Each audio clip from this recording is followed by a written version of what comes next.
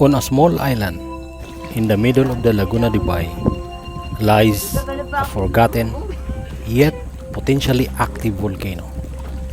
Barely 30 kilometers southeast of Manila, this could be the closest volcano to the Philippines' densely populated capital. So with the aid of some available sources and modern maps, we rode our bikes and took the boat, hoping to find its old crater. On this trip, we will also discover whether the islanders themselves are aware about it. This is Uncharted Series, Talim Island.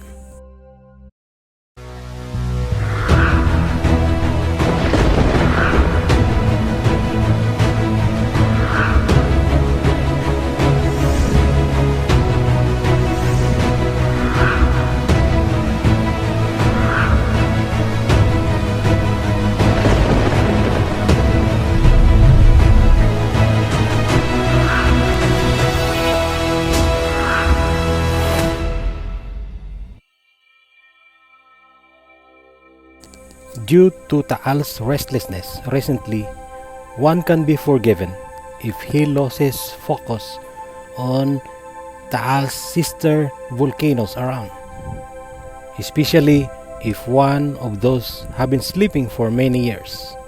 One of those is the Laguna Caldera or the Laguna volcano. So, where exactly this volcano is? Today, we will investigate closely its location. First, by looking into some available sources about this volcano, then we will hit the road to its actual location. According to Smithsonian Institution, National Museum of Natural History, Global Volcanism Program, pre-caldera Pleistocene volcanism formed basaltic to basaltic andesitic volcanoes, including Talim Island and Mount Sembrano stratovolcanoes on the opposite side of the current caldera. And according to Laguna Lake Development Authority or LLDA, one of its craters is found in the southern end of Talim Island. In the middle of the lake serves as evidence of its volcanic history, that is referring to the Laguna Lake as a whole. The worrying fact is that per Wikipedia record, it says that this is potentially an active volcano. Now, if we look closely at Google Maps, we can clearly see that there is indeed a caldera in the southern end of Talim Island. Though around half of its rim has been submerged in water, some smaller islands which emerge on water suggest that it is really a round caldera or round terrain. And topographic view from Strava map also clearly shows the terrain of the caldera itself at the southern end of the said island. Now that the location is identified, it's now time to get our hands dirty and visit the island itself.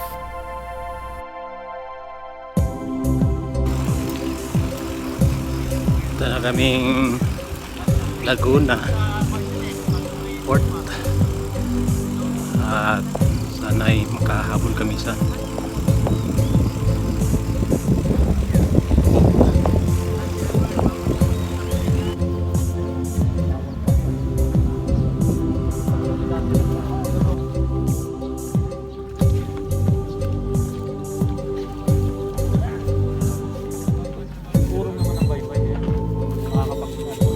bukas ang biyahe po, anong oras na ba yan? Alas 7 lang. Ng umaga po. Kalamba at Binangonan. Dapat tayo Kung dito kayo babalik, Kalamba uli ang inyong sakay.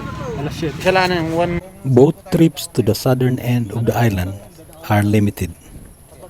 Only one round trip per day. That is coming from the island to the mainland in Calamba, then back. If you miss it, then you must wait the next day. The fare is 70 pesos per person. Hindi pala yan Hindi pa nakakumpleto eh. Pero rough road. Oo, rough road do. Nadadaanan naman ng tao. Kasi yung ano namin plano is iikot kami sa Sa isla. Iikot kami sa isla tapos akyat pa kami ng Tagapo. Akit ka ng Tagapo. So, meron naman nag-guide dun eh. Mount Tagapo is the highest point on the island.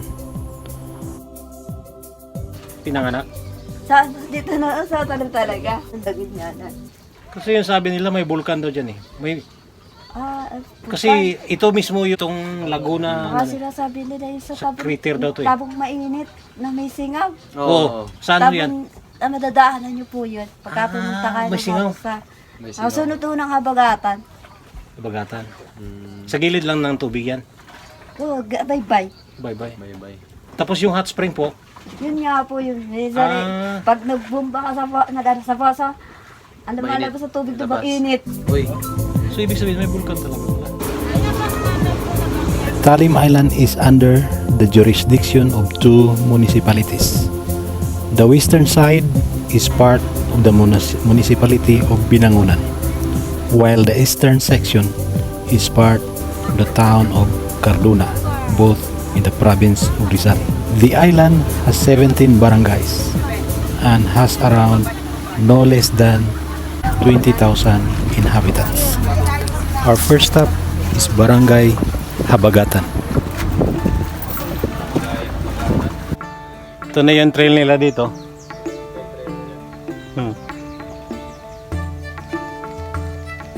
Ayos. So, umpisa na tayo. Kaya pala pag sinabing pupunta kaming Talim, pinapasa tayo sa Calamba. Kasi Calamba biyaheng Habagatan, which is connected sa Talim Point. Dito, ito yung titingnan natin yung pinaka-crater talaga ng Laguna volcano. Yun dyan sa likod eh. So, titingnan natin kung makatagos tayo sa Barangay Banaba. Kasi according sa map, walang established na. Pero pag may trail lang na katulad doon sa dinaan natin, pwede lang yun. Okay. So, try nating puntahan yung Barangay Balibago. Kung makalusot tayo. Sabi nila, mahirap daw ang daan eh. Hindi, maano daw. Mababa ang buhangin o maano.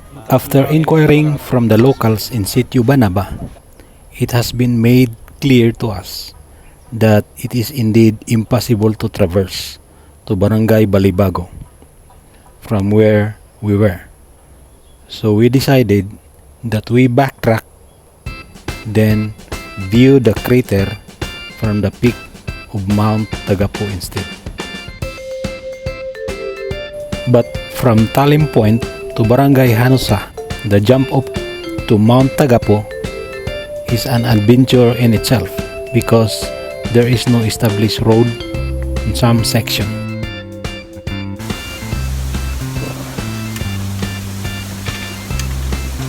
Saan sila? Saan sila? Woo! Habagatan. Tabon. Ay ganito. Trail talaga. Mahirap. Daan. Oh.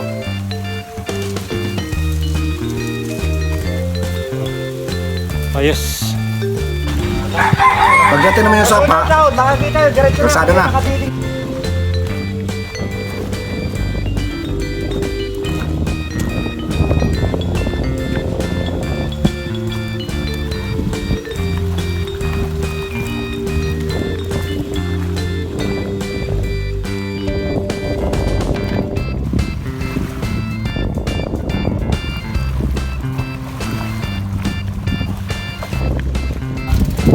Tabon mainit to eh. Ba't saan ba yung isa?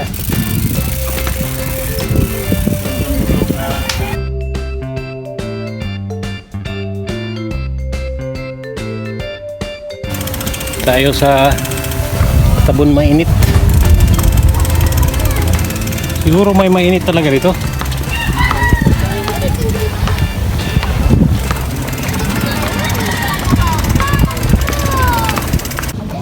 Dito tayo sa Inusanay. At kita natin ito hot spring. Mainit pala talaga. Mainit talaga, guys. So ito yung isa sa mga hot spring dito. So ibig sabihin, confirm natin yung sinasabi nila na may bulkan dito sa gitna ng lake.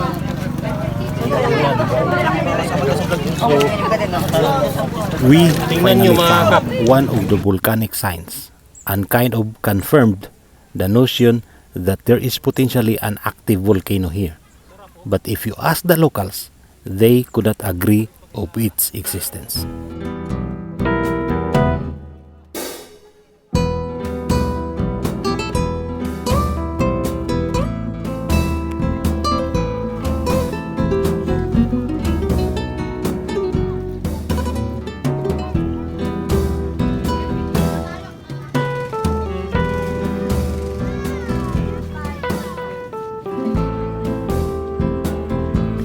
With this encounter, we were more determined to really seek for the crater itself. But first, it is now getting dark, so we have to continue our way to Barangay Hanusa to find place to retire for the night.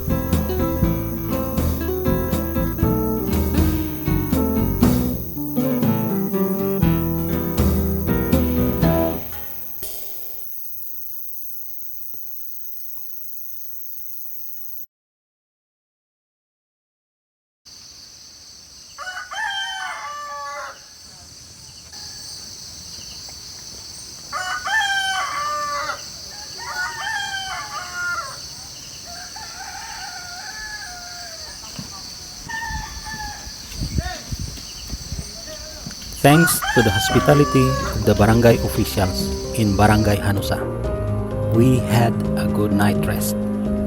This morning, we are ready to hike to the summit of Mount Tagapo. After much needed rest, we took off early to catch the beautiful sunrise. Tingnan natin doon sa taas ang 360 view ng Laguna de Bay. At from that vantage point, tingnan din natin yung sinasabing crater, forma ng crater doon sa likod. The hike started through thick bamboo area, then on to the open trail, Kogon Field, near the top. The hike took us around an hour. Timing sunrise, no? Yan part pa yan sa isla. Ayun bro. Yan ang crater. Ayun. Pwede tayo makatawid doon? Each one may have his or her own perception. But for us, from this vantage point, what we are looking at now is the crater itself. Today, filled with water and fish pens. Those small islands on water suggest that this is indeed the partly submerged caldera we are looking for.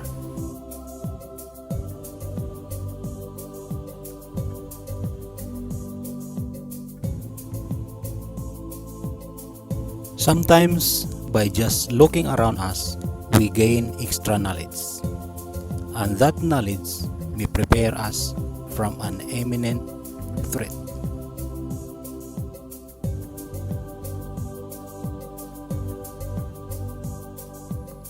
Whatever these volcanic signs mean to the people in this area, one thing for sure: something is going on here.